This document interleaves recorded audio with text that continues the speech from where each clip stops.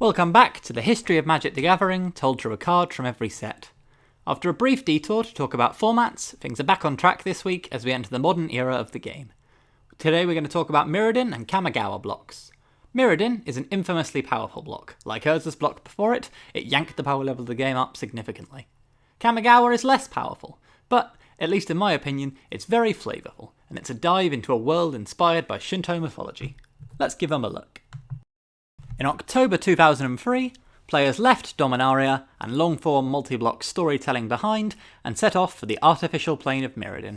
As the first block in Modern, the folks at Wizards of the Coast wanted Mirrodin to stand out. They succeeded, perhaps a bit too well. Gameplay in Mirrodin block is based around using artifacts. It's the second artifact set in the history of the game, after Antiquities. It started the troublesome trend of artifact sets being very, very powerful. Probably the most famous mechanic from Mirrodin, and the most widely stated reason for why the block was so powerful, was Affinity. The mechanic Affinity, technically known as Affinity for Artifacts, makes a card with the ability 1 mana cheaper for each artifact you control. There are also, in Darksteel, a cycle of cards with Affinity for each of the basic land types, so each one of them becomes 1 cheaper for each plains you control, or each swamp, or each island, etc., depending on the card in question. It was intended that Affinity would later be rolled out across all different sorts of permanent types, so there might be Affinity for enchantments or Affinity for creatures, etc. But this was stopped when it occurred to the folks at Wizards of the Coast that Affinity was tremendously broken. The card which we're going to use to represent Mirrodin demonstrates why Affinity is so powerful, not because it has Affinity itself, but because it enables Affinity strategies. Seat of the Synod is an artifact land which taps to generate blue mana. I could just as easily have chosen Ancient Den, Vault of Whispers, Great Furnace, or Tree of Tales, the artifact lands of the other colours, but I chose Seat of the Synod because blue is the colour with the most spells that synergise with artefacts. These artifact lands have some natural limitations. They're vulnerable to both artifact and land removal, and, as they're not basic lands, you're restricted to only 4 copies of each in your deck. So what makes them so powerful? Well, to put it simply, they count twice for cards with Affinity. Let's take Frogmite as an example. A 4 mana 2/2 at first glance seems horribly overcosted, but thanks to Affinity, if you only play 2 artifact lands on your first 2 turns, it can come out exactly on curve. Now that might not seem so bad at first, but it quickly begins to snowball. As we progress on to turn 3, if you played another artifact land, you now have 4 artifacts in play. This means that you can slam down your next Frogmite for absolutely no cost. You can then follow this up immediately with a Myr Enforcer, a 4/4 who usually costs 7 mana, but now only costs 2 because you have 5 artifacts in play. This is where the problems begin, but it's far from where they end. One thing you may have noticed is that all of these cards are colourless. That means that even though the artifact lands are restricted to 4 copies each, it doesn't really matter which ones you include in your deck, because all of your best threats are going to be colourless. If, for any reason, you do need mana of a specific colour, say to play a Disciple of the Vault or to get off a Forecast, you can just include a Glimmervoid in your deck, a land which lets you generate mana of any colour, just as long as you control an artifact, a condition you can easily meet with an Affinity deck, where all of your other lands and most of your creatures are going to be artifacts. These Affinity decks were powerful when only Mirrodin was released, but they became even stronger when Darksteel gave them a new draw engine. Darksteel was released in February 2004. Darksteel debuted the Indestructible mechanic, which feels like it's been around for a lot longer, but is actually a surprisingly recent addition to the game. Indestructible cards have a name that's technically true. They can't be destroyed, and cards which say destroy and combat damage can't kill them. They can, however, be exiled, sacrificed, killed with -1/-1 counters, or gotten rid of in all manner of other creative ways. But Indestructible was only the second long-lasting mechanic which Mirrodin block brought about. What was the first? Well, from the hint which I provided above, some of you might have already figured out the card that I'll be using to represent Darksteel. Skullclamp. Skullclamp represents a new kind of card which debuted in Mirrodin block. That's right, equipment. It's hard to believe something so key to the game really only showed up this late, but equipment really did appear for the first time in Mirrodin. For those not in the know, equipment is a subtype of artifact which can be equipped onto a creature for a small cost during one of your main phases. This provides it usually with a statistical bonus. Although an early execution of this concept, Skullclamp is undoubtedly one of the most powerful pieces of equipment in the game. It's banned in both Modern and Legacy. The design story behind Skullclamp is an interesting instance of overcorrecting, attempting to get rid of a small problem and in the process generating a larger one. Aaron Forsythe, the current head of R&D for Magic the Gathering at Wizards of the Coast, wrote an article explaining the reason for banning Skullclamp, entitled "Skullclamp We Hardly Knew Ye." In this article, he shares the story of the mistake made during the card's design, which I will quote from now. How did this happen? The burning question that remains is, how in the world did such a ridiculous card make it through R&D's so-called rigorous development process?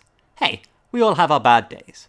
To cut to the chase, the card was completely overlooked. It began development like this. This card is wholly unremarkable and wasn't even played in Limited.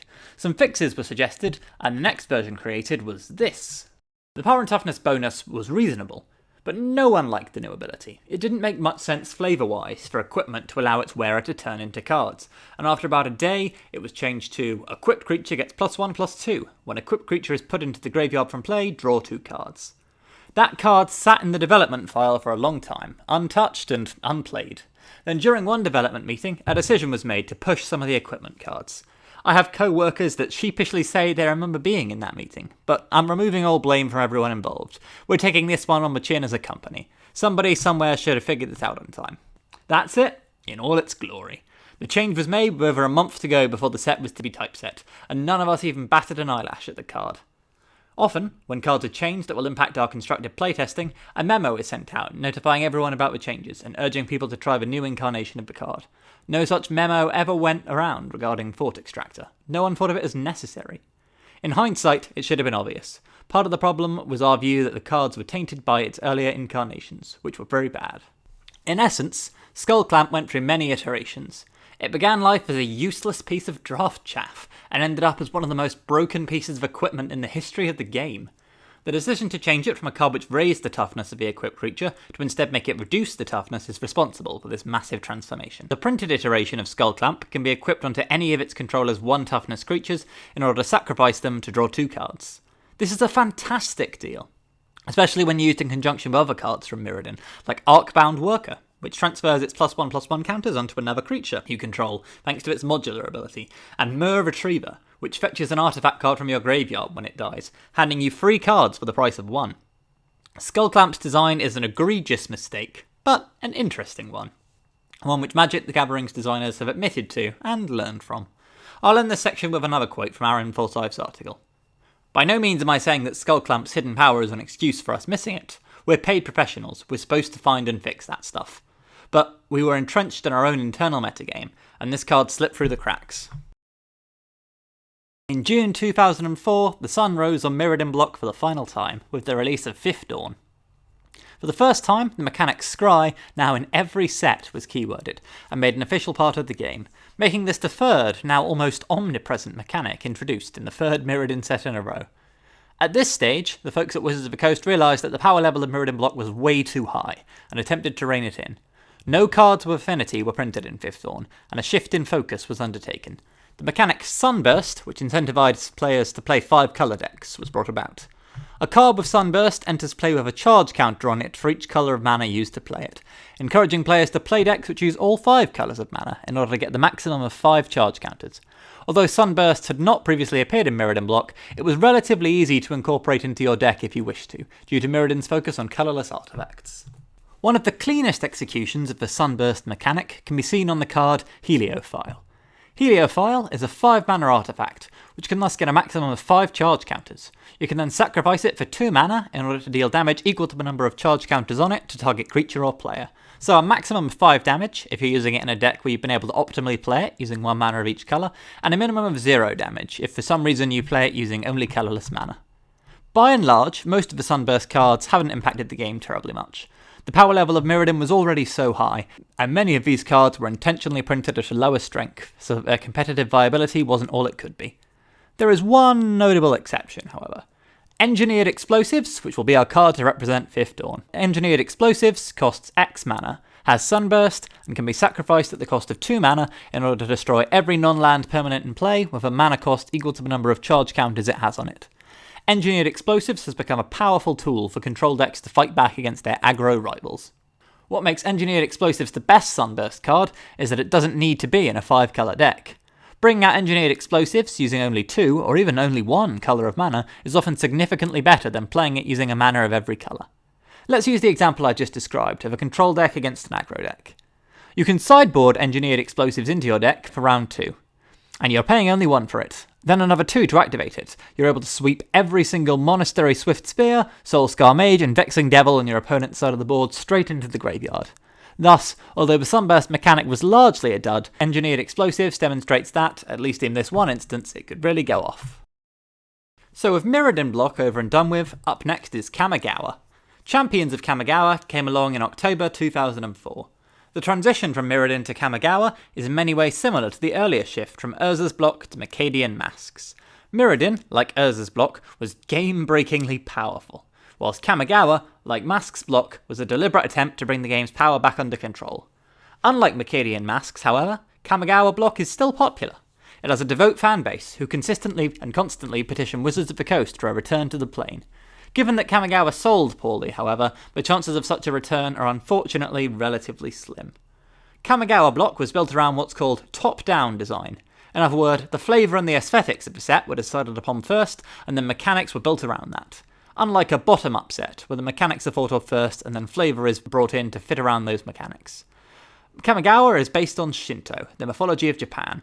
It was the first top-down set in the game since Arabian Nights. And unlike Arabian Nights, which directly translated the characters of its source material into the game, Kamigawa block made new, original characters and settings based on Japanese folklore.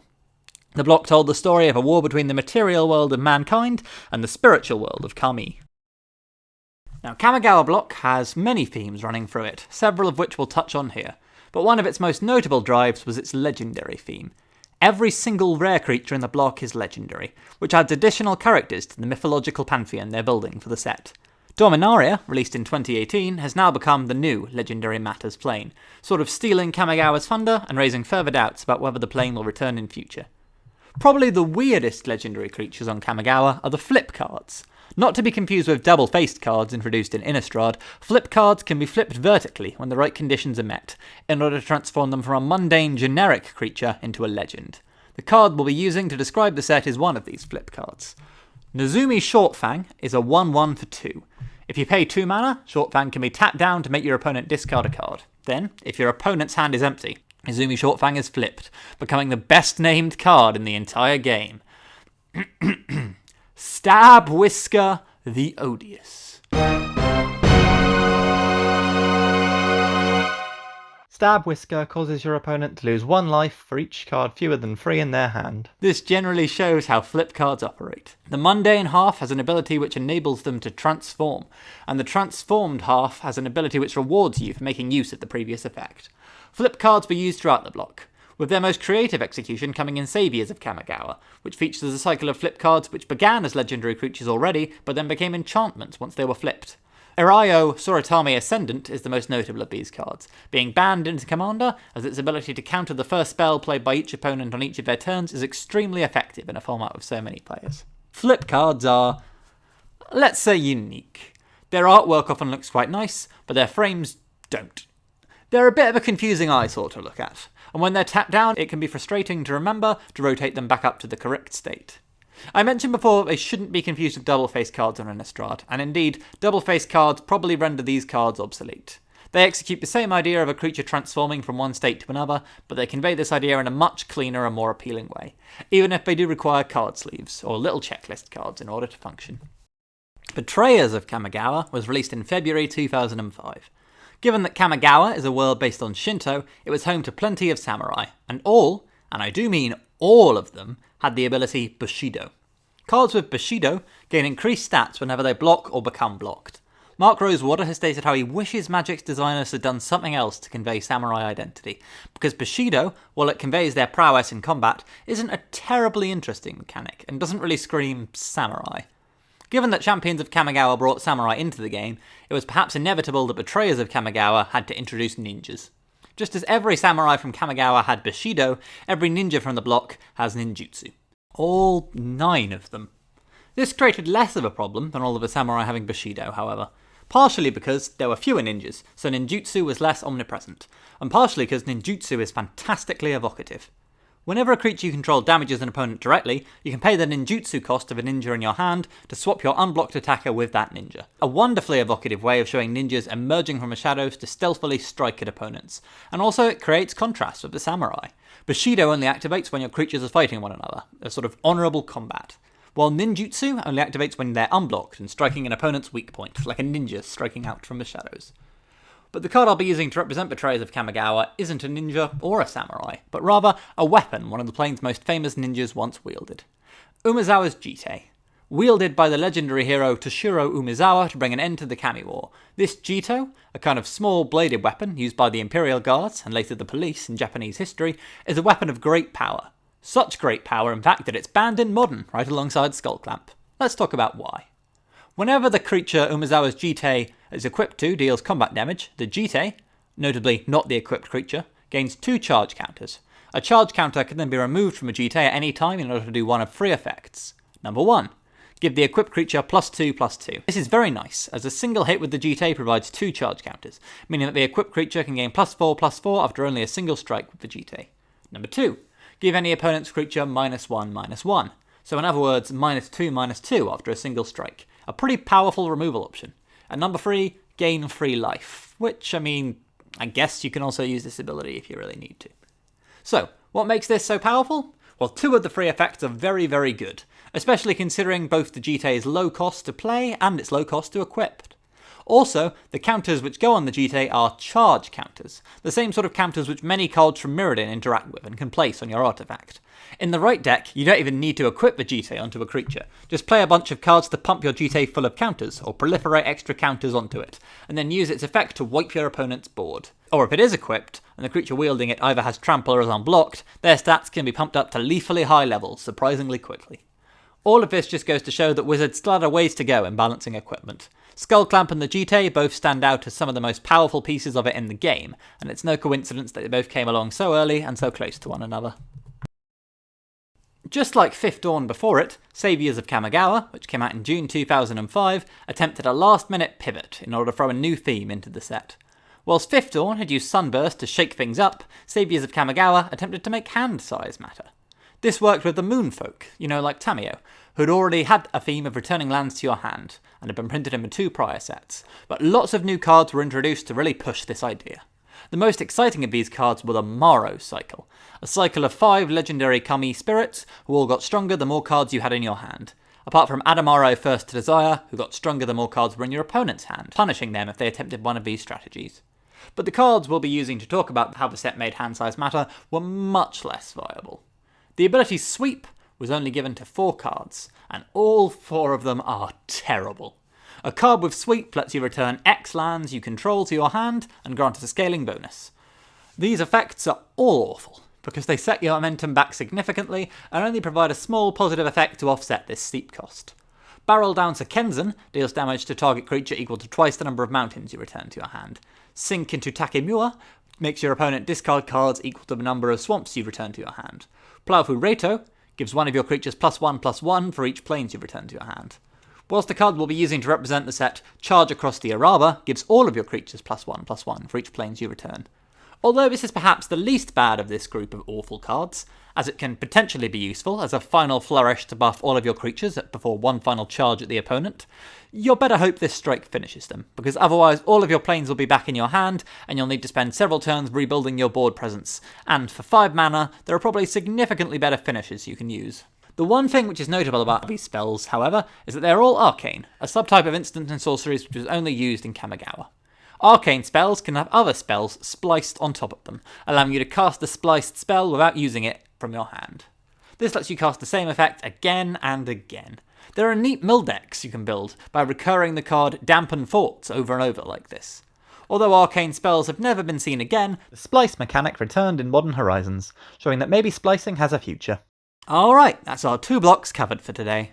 I'll be interested to hear what you all think of today's blocks, especially Kamigawa. Do you think it deserves a second chance, or is it rightly condemned to being a plane we'll only ever catch brief glimpses of in core sets? Our next episode will be slightly longer than usual. We'll be looking at one of Magic's most popular planes in Ravnica block, Magic's most experimental block of all time in Time Spiral, and the weird one-off set which is Cold Snap, that's sandwiched in between the 2 of them. I'll see you next time.